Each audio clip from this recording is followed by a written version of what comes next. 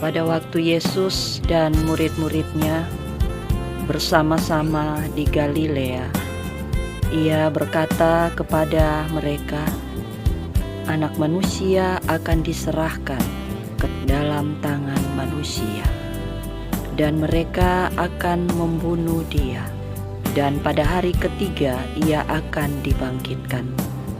Maka hati murid-muridnya itu pun sedih sekali. Saudara-saudara yang dikasihi dan diberkati oleh Tuhan kita Yesus Kristus, untuk kedua kalinya Yesus memberitahukan kepada murid-muridnya tentang penderitaan yang akan Dia alami. Yesus sendiri mengatakan bahwa anak manusia akan diserahkan ke dalam tangan anak manusia.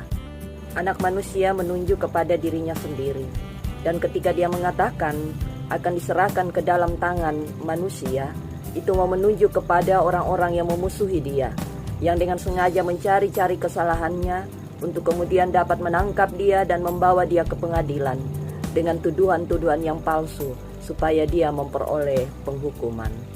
Agak sedikit berbeda reaksi yang ditunjukkan oleh murid-muridnya pada pemberitahuan yang kedua. Kalau pada pemberitahuan yang pertama, Simon Petrus dengan spontan menarik Yesus dan dikatakan menegur Dia karena dia tidak menginginkan apa yang dikatakan oleh gurunya itu benar-benar terjadi, karena sekali lagi dia tahu bahwa gurunya tidak layak diperlakukan seperti itu. Reaksi yang diberikan oleh murid-muridnya pada pemberitahuan yang kedua, dikatakan mereka sangat sedih mendengarkan apa yang diucapkan oleh Yesus. Kesedihan mereka ini tentunya muncul karena mereka tahu ini sudah pemberitahuan yang kedua.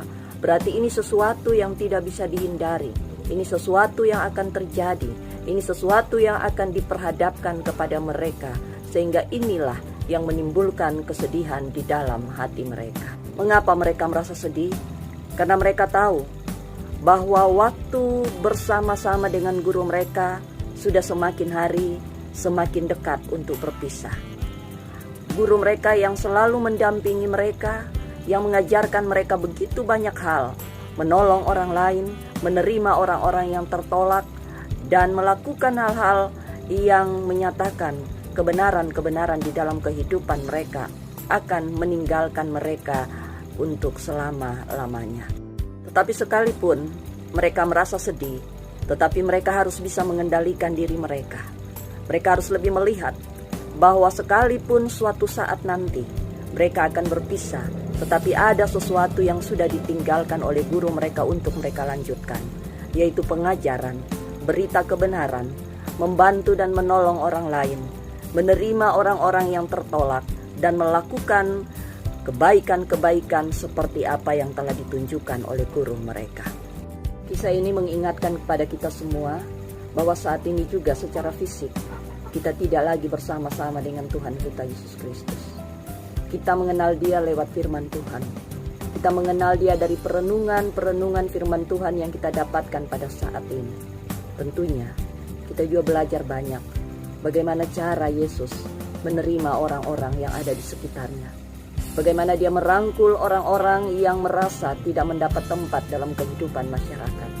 Bagaimana Dia memberikan tempat yang amat baik bagi setiap orang yang dianggap tidak baik, bahkan orang yang dianggap pendosa. Dia memberikan ruang, Dia memberikan sentuhan kasih, sehingga setiap orang yang berjumpa dengan Dia akan merasakan penerimaan yang luar biasa. Dan itulah yang mengantar orang-orang untuk senang dan memutuskan untuk mengikuti Dia. Bahkan dengan segala cara yang mereka lakukan, mereka berusaha supaya bisa mendengarkan apa yang Dia ajarkan, melihat apa yang Dia lakukan. Kita juga menerima warisan yang sama. Kebaikan-kebaikan, mujizat-mujizat yang sudah Dia lakukan menjadi contoh yang terbaik bagi kita, untuk bagaimana juga kita memperlakukan sesama kita, untuk bagaimana juga kita memberi ruang kepada orang-orang yang merasa tertolak. Kita memberikan kesempatan kepada orang-orang yang sama sekali tidak mendapat kesempatan karena dianggap tidak layak untuk menerima kesempatan. Tugas dan tanggung jawab kita adalah meneruskan karya agung yang telah Dia berikan kepada kita untuk melihat bahwa siapapun yang ada di sekitar kita adalah saudara-saudara kita di dalam Tuhan, sehingga kita diajarkan untuk saling mengasihi satu dengan yang lainnya. Selamat menghayati minggu-minggu sengsara Yesus Kristus.